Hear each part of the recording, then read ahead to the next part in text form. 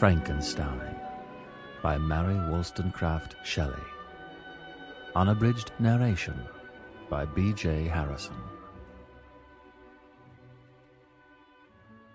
Preface.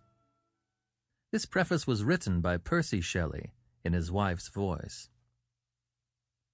The event on which this fiction is founded has been supposed, by Dr. Darwin and some of the physiological writers of Germany, as not of impossible occurrence.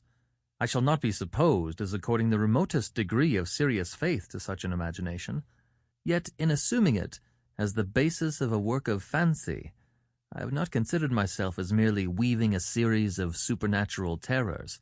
The event, on which the interest of the story depends, is exempt from the disadvantages of a mere tale of spectres or enchantment. It was recommended by the novelty of the situations which it develops, and, however impossible as a physical fact, affords a point of view to the imagination for the delineating of human passions more comprehensive and commanding than any which the ordinary relations of existing events can yield.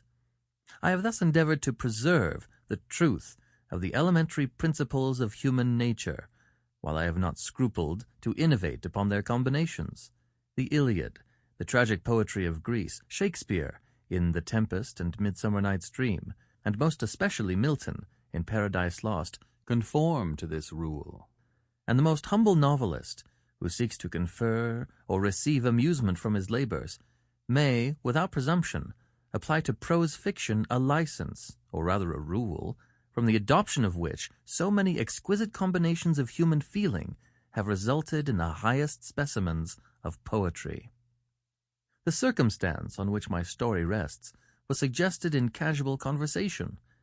It was commenced partly as a source of amusement and partly as an expedient for exercising any untried resources of mind. Other motives were mingled with these as the work proceeded. I am by no means indifferent to the manner in which whatever moral tendencies exist in the sentiments or characters it contains shall affect the reader. Yet my chief concern, in this respect, has been limited to the avoiding the enervating effects of the novels of the present day, and to the exhibition of the amiableness of domestic affection, and the excellence of universal virtue. The opinions which naturally spring from the character and situation of the hero are by no means to be conceived as existing always in my own conviction, nor is any inference justly to be drawn from the following pages as prejudicing any philosophical doctrine of whatever kind. It is a subject also of additional interest to the author that this story was begun in the majestic region where the scene is principally laid, and in society which cannot cease to be regretted.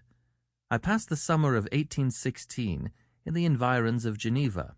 The season was cold and rainy, and in the evenings we crowded around a blazing wood fire, and occasionally amused ourselves with some German stories of ghosts, which happened to fall into our hands. These tales excited in us a playful desire of imitation.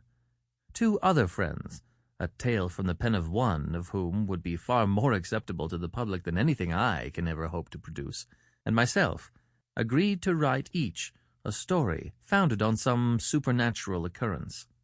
The weather, however, suddenly became serene, and my two friends left me on a journey among the Alps, and lost, in the magnificent scenes which they present, all memory of their ghostly visions. The following tale is the only one which has been completed.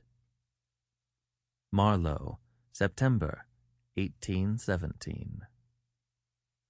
Letter 1.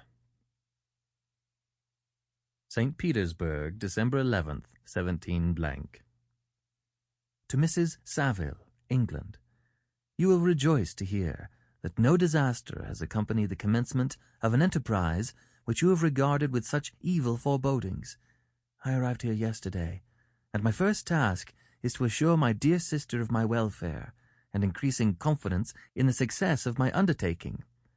I am already far north of London, and as I walk in the streets of Petersburg, I feel a cold northern breeze. Sample complete. Ready to continue?